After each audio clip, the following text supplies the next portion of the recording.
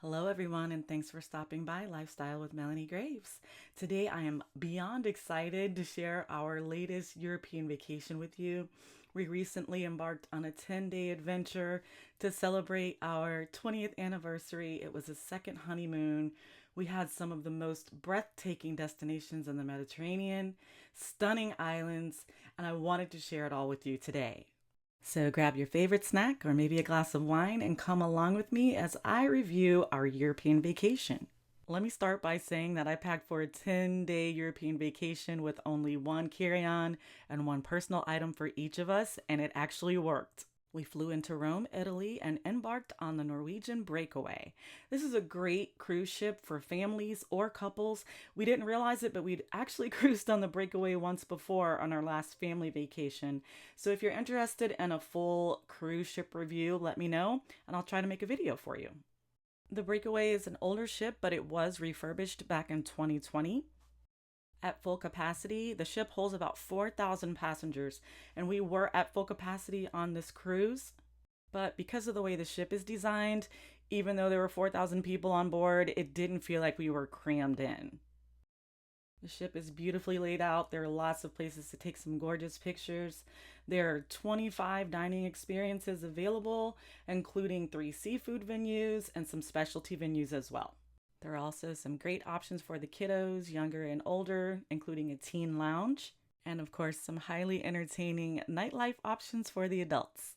To kick things off on day one, we started with a day at sea, which was perfectly timed after a long day of travel. We chilled poolside, enjoyed a fun wine tasting, relaxed and chit-chatted on a balcony, enjoyed some sexy cocktails at a swanky martini bar, hung out by the pool some more, enjoyed a nice little midday snooze.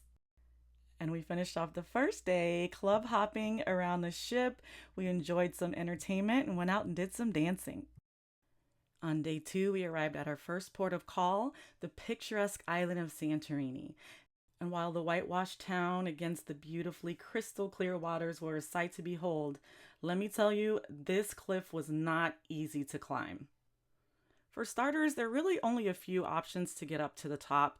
You could hike up along a very slippery trail, or you could ride donkeys up along that same slippery trail. You could also take the air trolley up. We considered walking up, but really quickly realized once we tried it, I had on the wrong shoes. I wore some wedges trying to be cute, and after that first slip, there was just no way I was going to be able to do it. So then we decided to take the trolley up. There were 5 cruise ships in that port, which meant we had a 90-minute wait before we could ride up. So tip number 1 is make sure you book your appointment to tender off the boat as early as possible. Tip number 2, bring your athleisure wear and athletic shoes.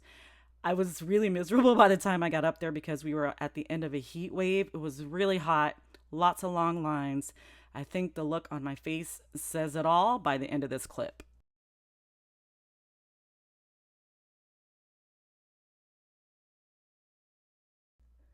Once we finally did make it up top, the views were worth it. They were absolutely spectacular. We did some shopping along the charming streets, and then we had a beautiful lunch, and I had the most amazing view. Once we finished lunch and decided it was time to go back, we realized that the line to ride back down was about 2.5 to 3 hours long. We decided to walk, and let's just say it wasn't the best part of the trip. It was basically a slip and slide going down for me, and although I saw many people wipe out, thankfully I had my husband there to hold my hand and keep me from falling. We were able to enjoy a lovely sunset right from our balcony and these beautiful nighttime views of the island. And after that, we went out dancing and celebrating that we survived the Santorini donkeys. I didn't touch on those things very much, but they were very aggressive and they smelled horrible.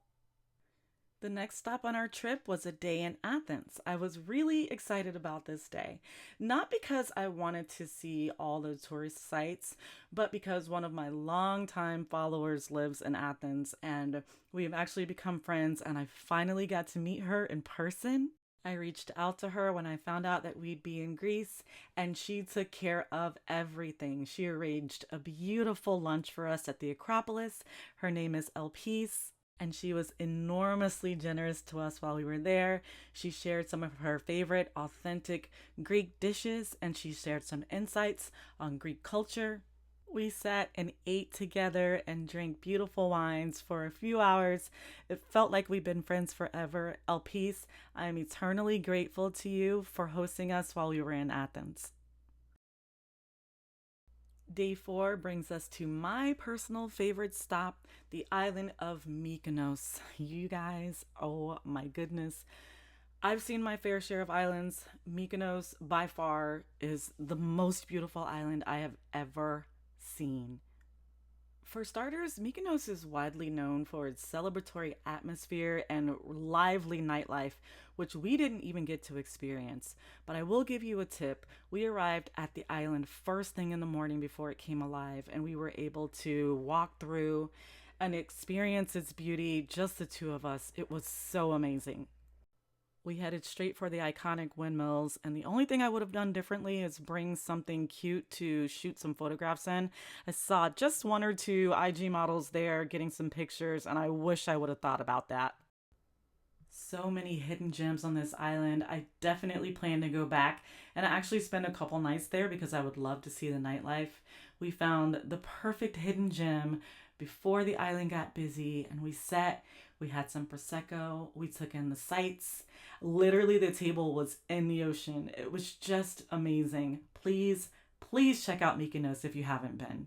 To finish off the evening after dinner on the ship, we visited the famous Sky Vodka Ice Bar.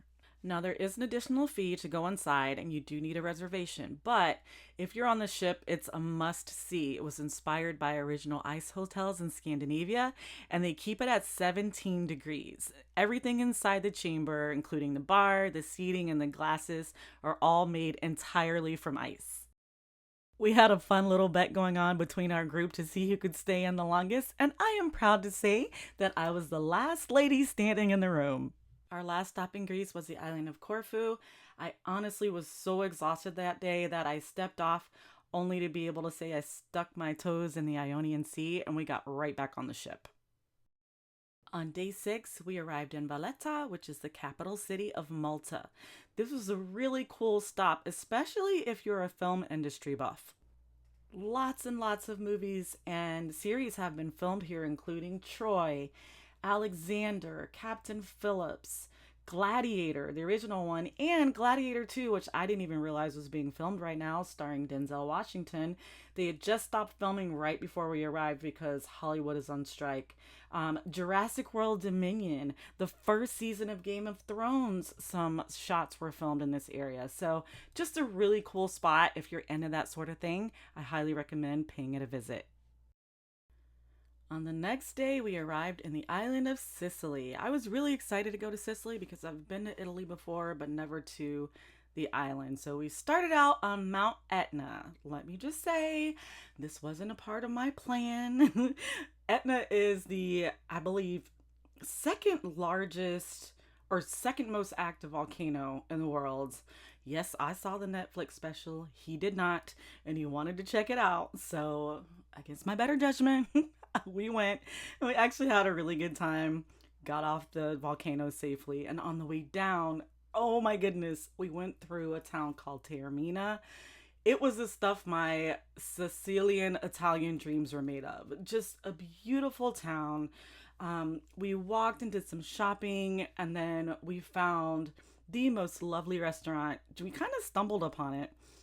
We had to go up 3 flights of stairs, but once we got up there, we had the most delicious Sicilian lunch. This was my view from my seat. And yeah, then on the way down, we had we rode down the coast. Beautiful, beautiful views. And I saw this little island and I was like, gosh, that looks so familiar. I feel like I've seen it before. Well, that's because I had. I'm a huge HBO White Lotus fan, and season 2 was filmed in Taormina. Look at Daphne on the exact same beach. On day 8, we arrived in Naples and we visited the most lovely winery. It's family owned and operated by the Petrillo family. It's a mom and a dad. They have 2 girls and a son, and they built this vineyard right here on the side of the mountain. We got a tour and we learned all about how he runs his business. It was really insightful for me, especially as I embark on my own wine business. It was a very intimate, quiet setting. The vineyard is absolutely beautiful. At the end, they presented us with the most gorgeous and delightful wine tasting. And at the end of the tasting, we had a lovely meal. This was the only excursion that we planned through the cruise ship. And I must say, they did not disappoint. Off the beaten path and just like a very intimate and friendly way to spend the day in Naples. On day 9, we were actually in Florence, but I'm skipping that day because I was exhausted and everything we wanted to see was at least 2 hours away from the port. So we decided to just stay on the ship that day and have some downtime. On day 10, we visited Rome, Italy. And this was actually the disembarkation day on the ship.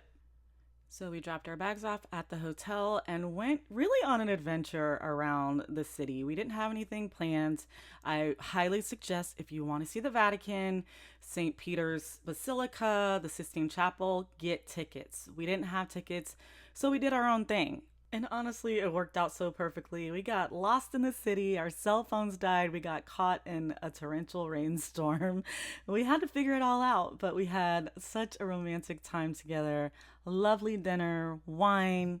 And I have to take a moment to give a shout out to our travel agent, Beth, at Honeymoons and Beyond. She sent us on our first honeymoon over 20 years ago, and she sent us on this one. And look at what she arranged for us. Such a beautiful room. She had rose petals laid out on the bed, wine and snacks waiting for us. It was just a lovely way to end the day. I will definitely have her contact information in the description box. If you just want someone who goes the extra mile to make things special for you, give her a call. As always, thanks for watching. Until next time, love and peace.